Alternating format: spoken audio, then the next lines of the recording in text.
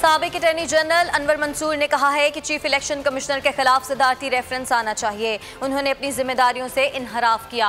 उन्होंने तय कर लिया कि वो अपनी ड्यूटी पूरी नहीं करेंगे। साबिक अटॉर्नी जनरल अनवर मंसूर बोल की खुसूसी गुफ्तगू कर रहे थे।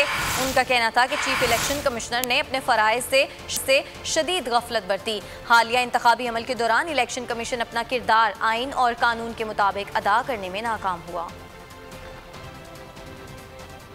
इस वक्त ये की ड्यूटी है ये कि वो उन चीजों को रोक कर और उनके खिलाफ एक्शन लें। अगर नहीं लेते हैं तो मैं ये समझता हूं कि वो अपनी ड्यूटी से इनहराफ कर रहे हैं और इसके ऊपर मेरा अपना ये ख्याल है कि उनके खिलाफ भी एक्शन लिया जा सकता है 209 के तहत।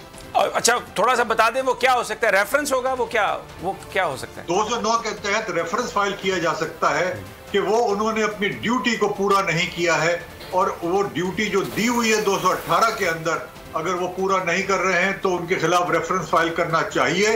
और ये जो इन्होंने आज खासतौर पर स्टेटमेंट दिया है ये बहुत वाज़ेह है कि उन्होंने अपनी ड्यूटी पूरी करने का तय कर लिया है कि उन्होंने नहीं करना है। ये सब्सक्राइब करें और बेल दबाएं ताकि कोई खबर रह न जाए।